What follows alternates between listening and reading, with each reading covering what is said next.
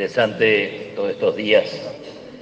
Hemos seguido a través de la lectura viendo esta imagen de la multitud que lo busca al Señor empecinadamente, de Jesús que se entrega a manos llenas a cuantos están dispuestos a escucharle o le buscan para que los cure. Pero es tan interesante, en el Evangelio aparecen los parientes más allegados, posiblemente también ahí estamos representados nosotros, que al enterarse fueron a llevárselo porque según la valoración de ellos estaba trastornado, suena fuerte la palabra. Estos, en vez de secundarle, en vez de seguirle al Señor, quieren que sea Jesús quien se adapte a lo que ellos consideran como el sentido común, sus medidas y sus prudencias humanas. O sea, interesante, nos encontramos frente a una doble opción, un evangelio que puede ayudar al discernimiento. Por un lado, seguir a Jesús, que se entrega sin cálculo, hasta no reservarse nada para sí, o tratar de intentar que se pliegue a nuestros puntos de vista, a lo que nosotros consideramos prudente. Es curioso porque es una tentación bajo forma de bien, dice San Ignacio. Nosotros, excepto los niños, los grandes, sabemos que a veces somos tentados descaradamente. A veces no hace falta preguntarse si esta tentación es del mal espíritu, ¿no? Tentaciones que son grotescas, digamos así, de ambición, de poder, de sensualidad. O sea, ahí no hay que romperse mucho la cabeza hablando en criollo. Es evidente lo que hay que pedir de fuerza, dicho en criollo, fuerza para rajar, ¿eh? Pero hay otras veces que la tentación es sutil, y este es un caso.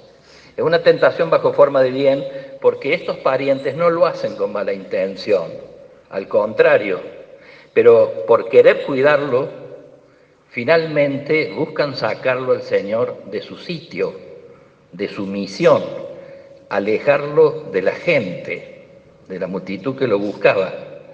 Y esta tentación se repite. Pedro en la pasión intenta persuadirlo cuando Jesús le dice que tiene que subir a Jerusalén, que va a sufrir mucho, que va a morir en cruz y después resucitar. Pedro dice, lo lleva aparte, ¿tá?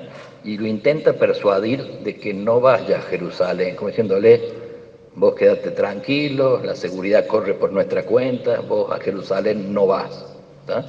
Y el Señor, que posiblemente humanamente sintió la tentación o el tironeo, le dice aquellas palabras fuertes, Pedro, ponete detrás de mí, yo no te sigo a vos, vos me seguís a mí. En la multiplicación de los panes se repite, cuando está aquella multitud, le sugieren a Jesús que despida a la gente, ¿tá? Y el Señor le pesca la tentación al que viene a sugerir uno de los discípulos, le dice, esta gente no solo no se va, sino denles ustedes de comer.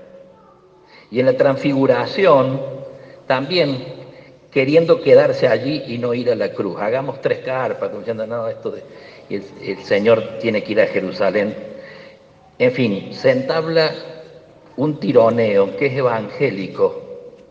Y es un tironeo entre la locura y la cordura, entre la desmesura del evangelio y el cálculo sensato, el supuesto sentido común que en definitiva termina alejándonos de la gente, del pequeño o gran rebaño que se nos ha encomendado a cada uno de nosotros.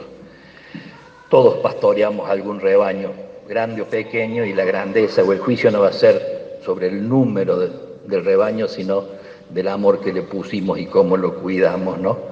Somos tentados en la misión. El mal espíritu intenta alejarnos del rebaño. Y esto es lo que hacen estos parientes, digamos, casi sin darse cuenta, con la mejor intención. Jesús nos amó hasta la locura, y seguirlo significa dejarnos trastornar por su amor.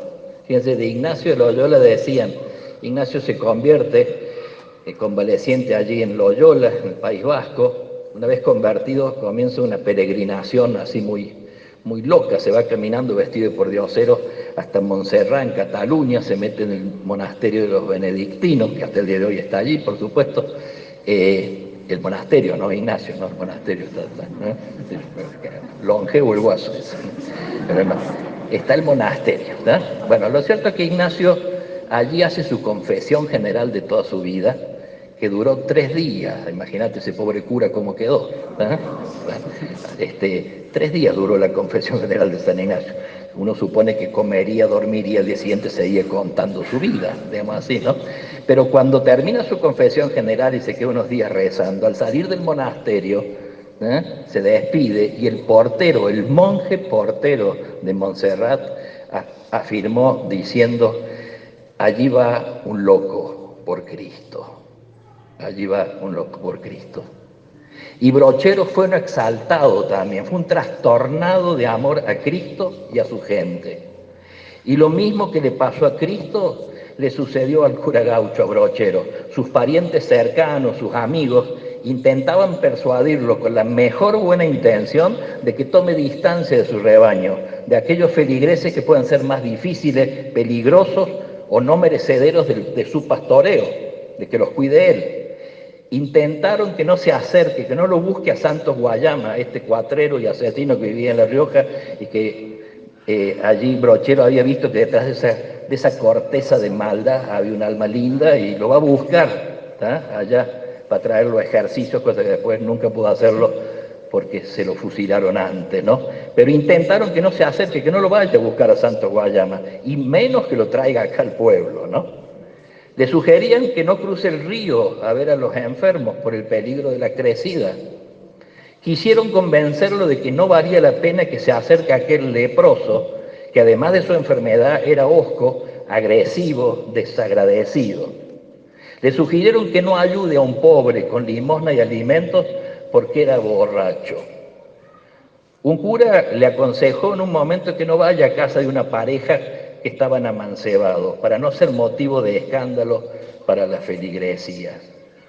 A todas estas insinuaciones, Brochero respondió siempre, como dice San Ignacio, mostrando rostro, haciendo lo diametralmente opuesto.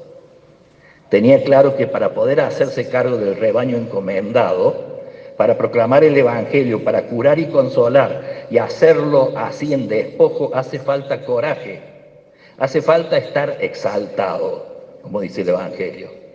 El coraje del discípulo misionero, el coraje del seducido hasta la locura, no por una causa, sino por una persona que es Cristo y Cristo resucitado, y con tristeza y no con desesperanza, tenemos que reconocer que nos está faltando este coraje apostólico, el de aquellos exaltados que como Brochero creen que este mundo puede y debe ser de otro modo, lo cual es empresa de hombres y mujeres fuertes, magnánimos, soñadores, decididos, ejecutivos, de quienes ponen toda la carne en el asador, siempre creídos, dice el Papa Francisco, de que la gran gracia del Espíritu en la Iglesia y sus pastores es la de salir con coraje a la calle, a las periferias donde tantos hermanos nuestros necesitan experimentar dos cosas tan obvias como tan olvidadas: la alegría del Evangelio y la vivencia de un Dios que es Padre misericordioso y que de verdad no quiere que se le pierda ni uno solo de sus pequeñitos. De no ser un exaltado, de no ser un trastornado por Cristo, jamás hubiera tenido Brochero el coraje de cruzar las altas cumbres, guiando a centenares de ejercitantes, hombres y mujeres, por los senderos helados y bajo la nieve a hacer los ejercicios espirituales. El coraje de largarse a construir la casa de ejercicios sin cálculos, colgado de la providencia y confiado en la ayuda de sus paisanos. El coraje de compartir sin prejuicios ni vueltas los mates con los leprosos en los ranchos lejanos, o largar la mula a cruzar el río crecido y agarrarse la cola del animal para llevar el consuelo sacerdotal a un moribundo. De no ser un exaltado por Cristo y por su pueblo, estos gestos, digamos, no hubieran estado en Brochero. Brochero, dice el padre Llanos, no está enfermo de abriaqueísmo. No es un general de ejércitos vencidos, que solo dice lo que habría que haber hecho Él está metido en la refriega en todo momento. Es un profeta que habla actuando, obrando. Papa Francisco remarca, prefiero una iglesia accidentada, dice el Papa, herida y manchada por salir a la calle, antes que una iglesia enferma por el encierro y la comodidad de aferrarse a las propias seguridades, que es una de las tentaciones en este tiempo de pandemia. La tentación de apoltronarnos, la tentación de recluirnos de más. Una cosa es cuidarse, otra cosa es protegerse, otra cosa es prudencial y, digamos, corresponde. Pero a veces se nos puede meter, digamos, un espíritu, digamos, de una cierta seguridad, un acobacharse, un apoltronarse, que vamos a tener que, digamos, cuando llegue el momento, animarnos a romperlo con la gracia de Dios. Un corazón misionero nunca se encierra, nunca se repliega en sus seguridades, nunca opta por la rigidez autodefensiva, no renuncia al bien que puede hacer, aunque corre el riesgo de mancharse con el barro del camino. Cuando nuestra vida queda encerrada en los propios intereses, ya no hay espacio para los demás, ya no entran los pobres en nuestro corazón, ya no se escucha la voz de Dios, no se reza, ya no se goza la dulce alegría de su amor, ya no palpita el entusiasmo por hacer el bien. La vida se acrecienta dándola y se debilita en el aislamiento y la comodidad, mucho más en la opulencia, ¿no? De hecho, los que más disfrutan de la vida son los que dejan la seguridad de la orilla y se animan a ir mar adentro en la intimidad con el Señor, mar adentro en la locura de su servicio, en la misión de comunicar vida a los demás. Y está claro que se vuelve, es casi normal, es natural, es humano, se vuelve más tentador el quedarse cuidando los pequeños intereses personales o los campos de acción a la medida de uno. Se vuelve seductor el vivir para nuestra vida privada, para la pequeña comunidad, para la propia empresa. Es más fácil quedarse en el grupo de los que piensan igual. Es cierto, preferimos la seguridad al riesgo del fracaso. Y sin embargo, lo sabemos bien, al final de nuestra vida el veredicto será claro. Habremos preferido, ojalá, 1000 veces habernos equivocado por coraje que por cobardía.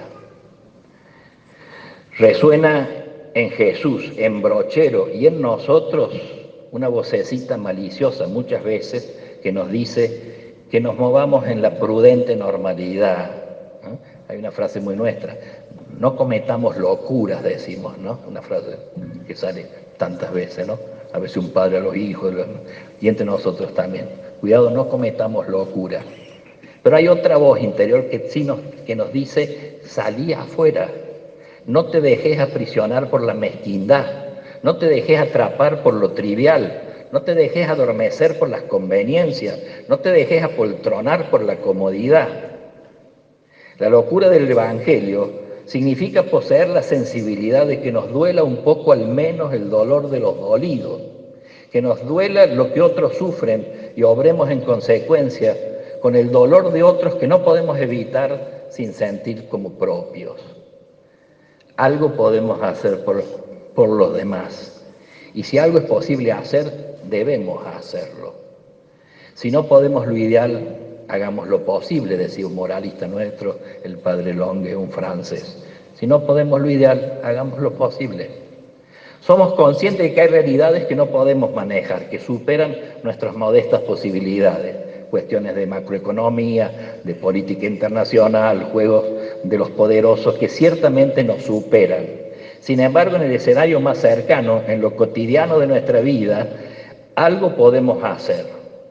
Algo podemos hacer para apagar alguna lágrima, para mitigar alguna herida, para acompañar a alguna soledad, para satisfacer algún vacío en el alma o en la pancita, a través del hambre.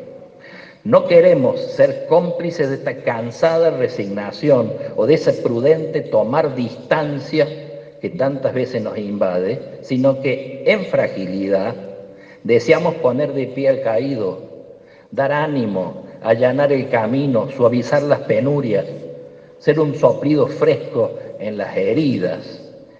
Y ojalá, por otro lado, que estos gestos, decía San Alberto Hurtado, sean el dardo que despierta tantas conciencias dormidas, dardo agudo que se clava en las carnes dormidas de una sociedad y dirigencia política, social y eclesiástica dormida, como vigía que rompe con su grito estridente el silencio cómplice. Tenemos la enorme, urgente e impostergable tarea de discernir el modo de testimoniar y canalizar la vida nueva que el Señor quiere generar en este momento concreto de la historia, aquí y ahora.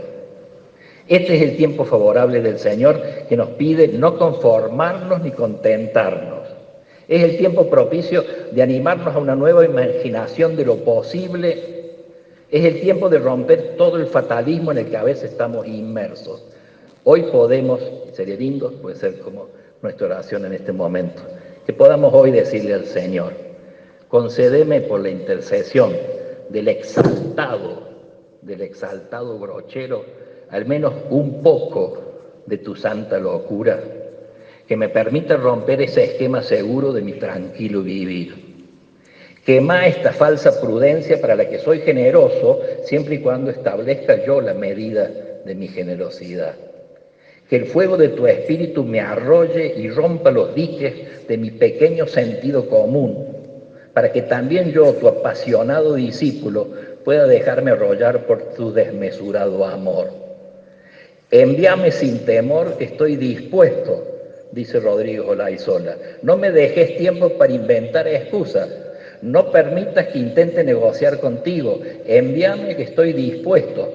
Poné en mi camino gente, tierras, historias, vidas heridas y sedientas de ti. No admitas un no mío por respuesta. Envíame a los míos y a los otros, a los cercanos y a los extraños, a los que te conocen y a los que solo te sueñan. Y poné en mis manos tu tacto que cura, en mis labios tu voz, tu verbo que seduce, en mis acciones tu humanidad que salva, en mi fe la certeza de tu evangelio. Envíame con tantos otros que cada día convierten este mundo en un milagro. Se lo pedimos con mucha humildad a nuestro exaltado cura brochero. Que así sea.